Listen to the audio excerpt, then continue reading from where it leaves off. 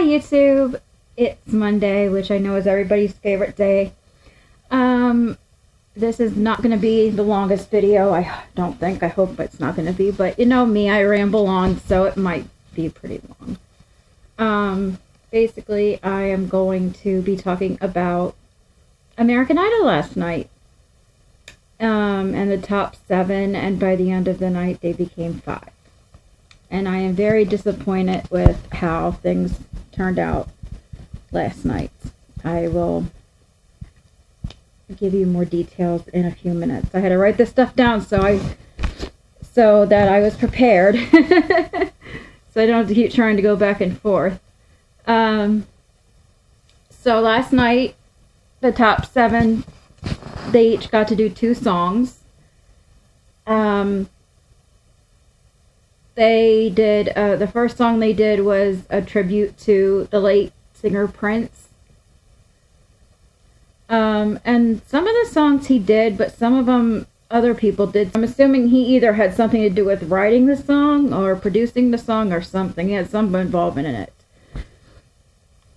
And then the second song was from the year the contestants were born. And, I was alive when all these songs were, because I was born in 1984. So I'm older than all these kids on the show.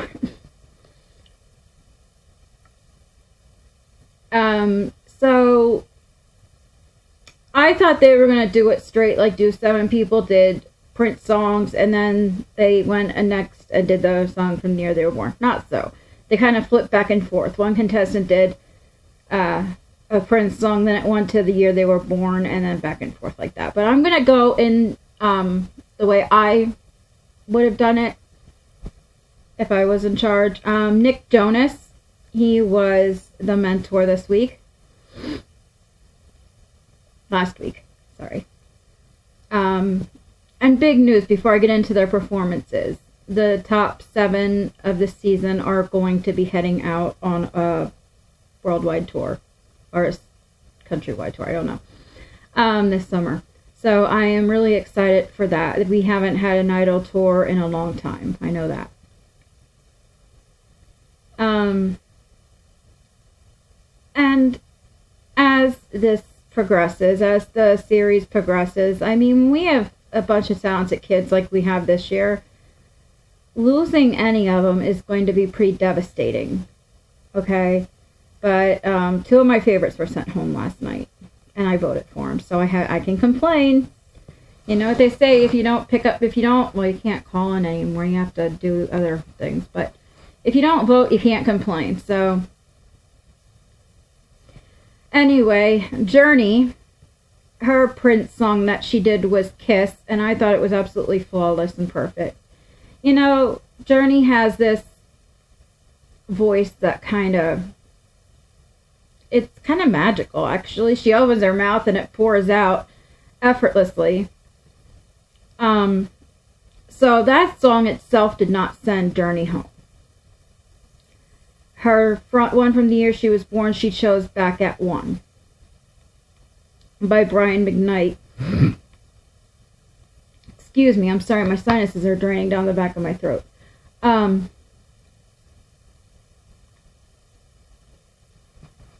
She did Back at One by Brian McKnight, and I love that song, okay? That's one of my all-time favorite songs. But the arrangement was a little weird, and at certain places, I mean, she was just off on that song. That might have been what sent her home. I think that she had a few spots where she was a little bit off in that, and the whole arrangement was like, I don't know, it was different. But I am not concerned about her because she, like I said, she is amazing. She has this effortless voice that comes out. It's just incredible. So I am pretty sure someone's going to pick her up and she's going to have a long and successful career in the music industry. Next on my list is Gabby Barrett. Her Prince song was actually an Alicia Keys song. She did How Come You Don't Call Me Anymore. And I'm thinking, okay, I know this song. I love this song. I love Alicia Keys. And Gabby's a country singer. So, of course, I'm, like, worried about this. Like, she's not going to do well or something's going to happen.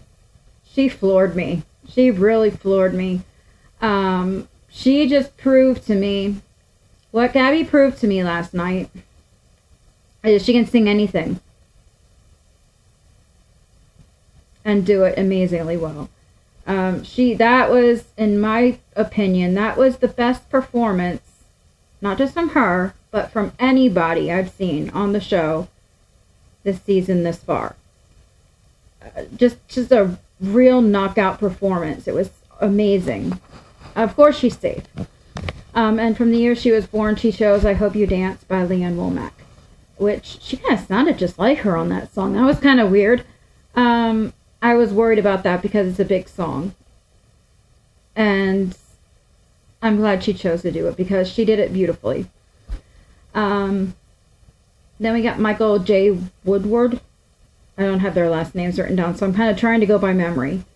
Journey didn't have a last name, or at least not one that she wanted to reveal. So that was just easy. She's simply Journey. The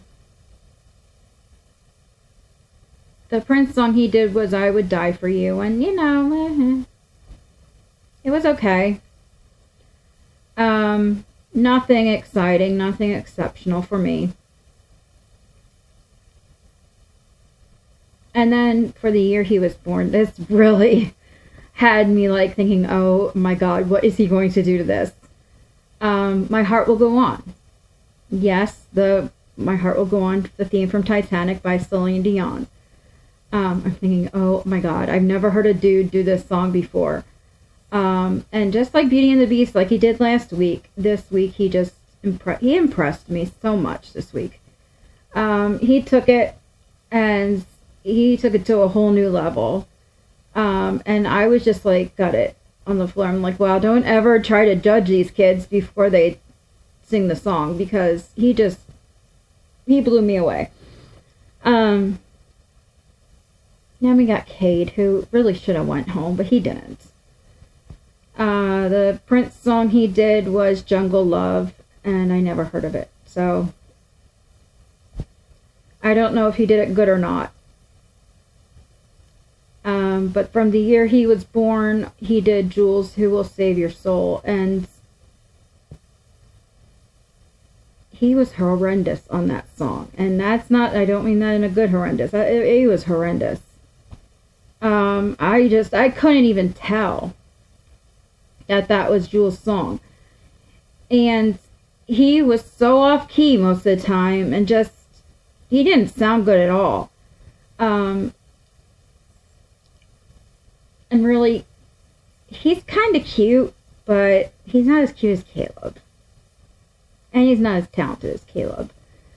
My opinion. Then Katie Turner. I'm going to start with the year she was born because I have something to say about her Prince song. She did Oops, I Did It Again by Britney Spears. Again, it's a well-known song. I love it.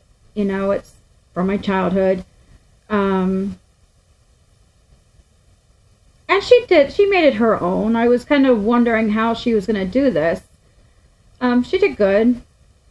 Wasn't her best performance, no.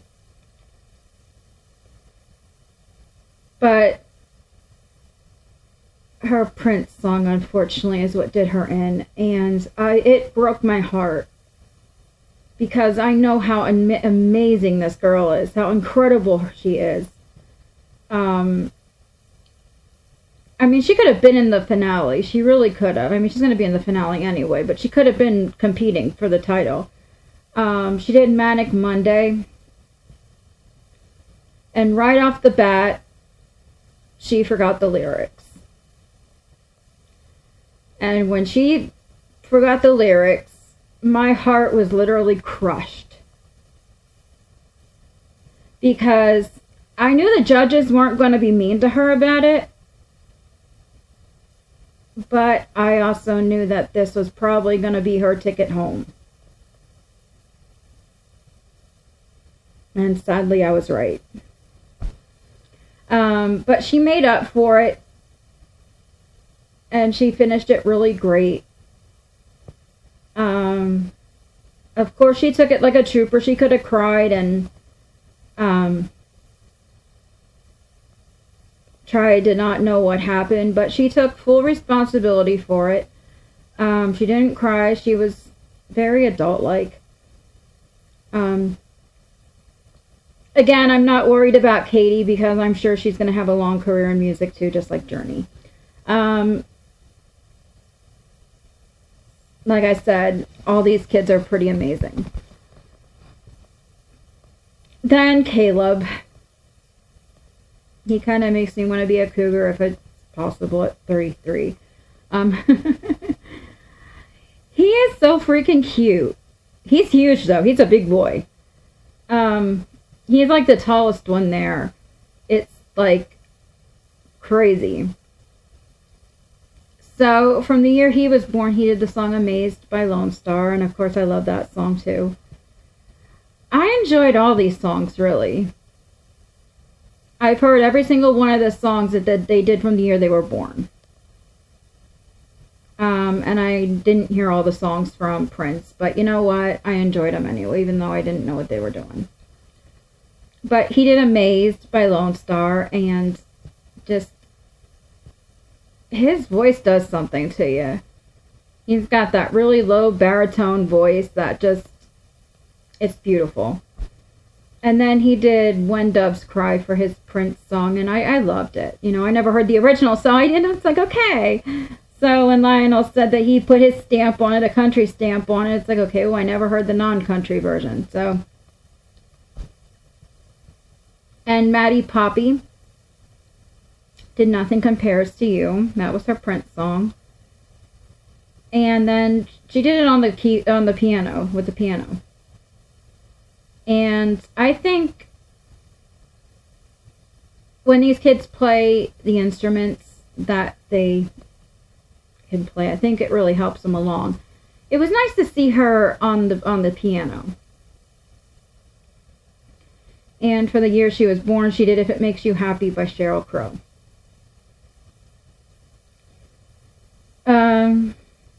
Yeah, it used to be a song I liked. I'm not that crazy about it anymore, but it is what it is. So these kids did great. I had pegged in my mind who was going to be going home if I would have sent them home. I would have sent Cade home and Michael. Yeah, sorry. I said he's amazing, but Journey and Katie should not have went home. They had a rough patch, and I think that's what sent them home. But I am super excited for the top 5. And I'm going to tell you why. Because as of now, they are probably in Nashville. And they're going to be working with my favorite singer, Carrie Underwood. Also my favorite Idol winner ever. And this week, they're going to be performing her songs. Sorry, my sinuses are, it's like constant. It's awful. So I'm really excited about that. They're actually going to be singing her songs. Gabby, I know, will ace it. Okay? Because I've heard her do Church Bells and other Carrie Underwood songs. I'm not sure what Cade's going to do. I hope this is finally his week to go home.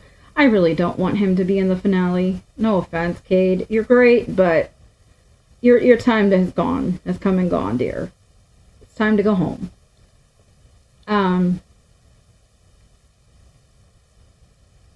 There's only 2 girls left now.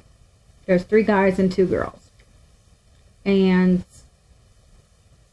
I'm not that crazy about Maddie. Okay. She's okay, but she's not my favorite, obviously. So now I am in full Gabby Barrett mode for the win. And if she can't win, I really want Caleb to win. I'd love to see it come down to those two. How it would be two country people. Kind of like a season 10 when it was Scotty McCreery and Lauren Elena going head to head. I'd love to see Gabby and Caleb go head to head. But anyway, back to Carrie Underwood. Last night, at the very end of the show, before they eliminated anybody, they previewed her new video for Cry Pretty. And then, of course, I went on YouTube, and it was already up on her account, so I got to watch it on YouTube, and she is amazing. She really, truly is, and I honestly don't see anything that dramatically different about her. She's beautiful. She's stunning. Her voice is at its best that I've ever heard her. She's great. She needs to have another kid soon, though. She's going to have another kid. She's 35 years old. She needs to have another one soon. So get working on that, Carrie. So yeah, I'm really excited to see what these kids do with Carrie Underwood.